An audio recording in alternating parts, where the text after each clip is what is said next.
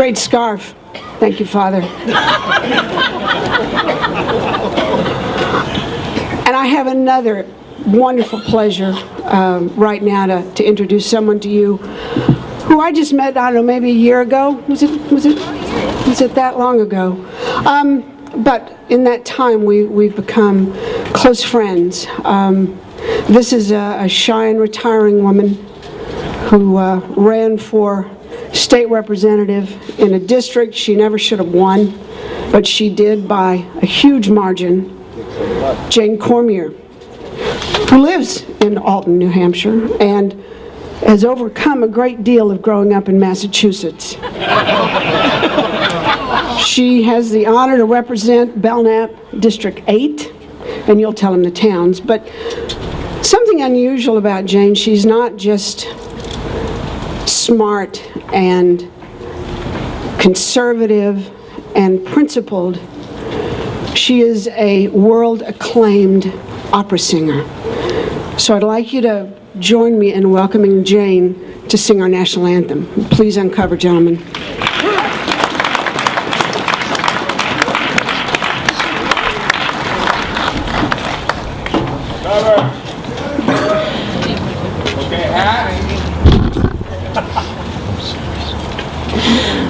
Oh, say, can you see by the dawn's early light what so proudly we hailed at the twilight's last gleaming, whose broad stripes and bright stars through the perilous fight o'er the ramparts we watched were so gallantly streaming, and the rockets' red glare, the bombs bursting in air, gave proof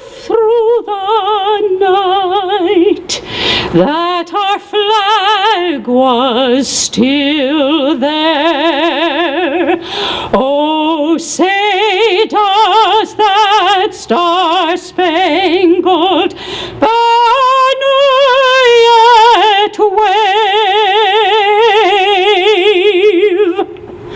o'er the land, o'er the free, and the home of the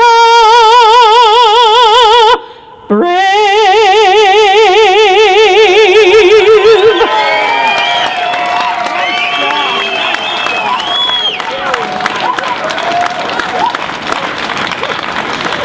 Thank you. I have to tell you, this is the first time that I've merged opera singing and politics. You know, those that know me as this newbie politician, just the first time I've looked at this in the past, 6-8 months since I won the election for Alton, Barnstead, and Gilmanton. And just to let you know, I'm very proud of the fact that Alton was one of the extremely few, if not the only community that was consistently conservative in the votes right down the line in this state of New Hampshire. So Alton's a good place. That being said, I want to tell you, I'm so thrilled to be here. Using the First Amendment to protect the Second is a great thing. And we all know that our rights are all interlinked. When we start unwinding one right, the others are left, and we can lose them very, very easily. You're here. Here, here. Like you, I've been paying attention to what's happening to our shining city on the hill, and especially now when I'm seeing our political process in action. I just wanted to take a couple of minutes to offer an opinion on this process that we're facing. The Obama gun initiatives may or may not be passed by our government, but the truth is our freedoms are eroding slowly every single day. In public discussions, even discussions on the floor of this State House, we are being told by elected representatives that our Constitution is only a guide. Under this erroneous belief, the government can usurp our rights in very dangerous ways. But as soldiers of this war, in facts and fiction, we need to learn to take part in this argument at every turn. And though we are involved and overwhelmed at times with the socialist bent of our republic, we need to be vigilant. We need to be educated and dedicated in our private and public discourse to protect our rights as American citizens. How do we do this? How do we do this with the media against us at every turn? We need to be armed with the facts. We need to do it. We need to tell everybody who will listen, everybody who asks you why you think you should be able to carry, you have to tell them with factual basis why that is. You have the right under your Second Amendment in the Constitution, and that's not given to you by your government. That's a natural right given to you. And we need to speak fearlessly and frequently. Now, we all know the universal background checks are just a really nasty way to start this erosion process. We know that we're going to set up another fat bureaucracy where your tax dollars, my tax dollars are going to go into another bureaucracy government program that's going to do nothing but strip us of our rights. But you know, taxes make a persuasive argument. So don't forget to use that in your arsenal. And you tell people that ask, do you really want another government program to take more of your money away for something that is absolutely not going to help you? You have to use what tools we're given. And that's the truth. Tax-driven policy makes a difference to most Americans that might be sitting on the fence in this argument. Perhaps the most salient point in the discussion of the universal background checks comes with the universal registration that's going to be connected to it. You can't have a background check until you have a registration process. And time and again, we all know that when you have the registration process, gun confiscation can be just a step behind. Well, you know what? We have another wonderful bullet in the arsenal here, folks, because truth and history are on our side in this. And when you point out the history of the number of despots that have taken the guns from the populace, and they're wonderful people, Stalin, Mussolini, Hitler, Castro, Mao, I mean, we can go on and on. Great evil has been accomplished under the guise of gun control. That's a fact for you. That's not fiction. Say it frequently. Don't be afraid. Tell those people that are sitting on the fence very, very specifically why we need to protect this amendment.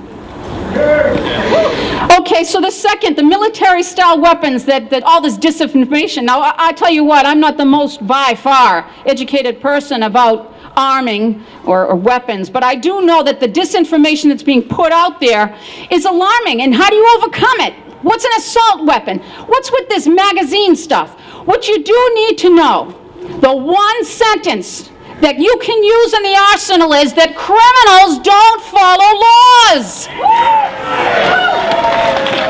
They don't follow the laws. You can law yourself up to the top of the world, and it doesn't make a difference. Use it. Use that argument.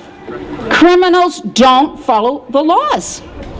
Regulation cannot stop bad things from happening in the world.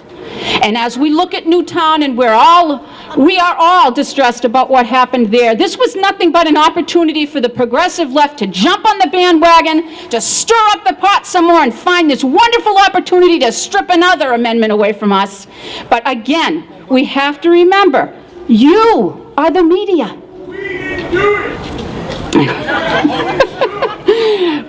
I understand, and I'm with you. It's illogical to think that good people are going to be impacted by what the bad people do. And it doesn't make any sense to go down that route. That's part of your arsenal.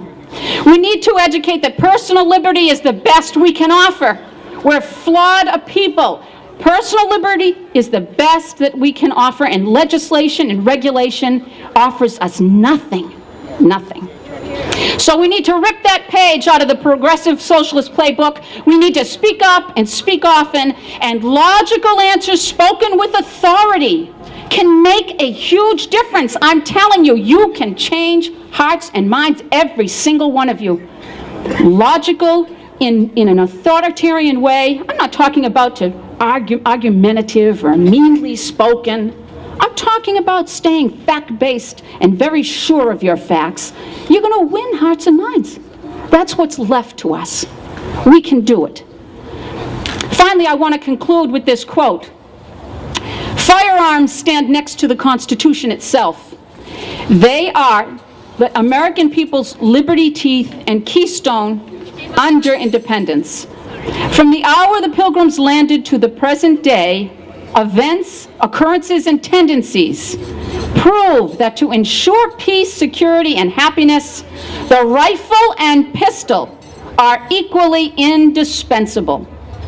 They deserve a place of honor with all that is good. And that is from President George Washington. Thank you very much, and God bless America.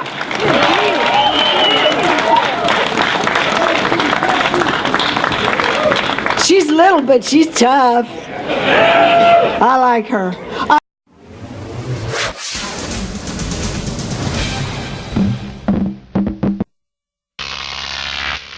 Crop TV.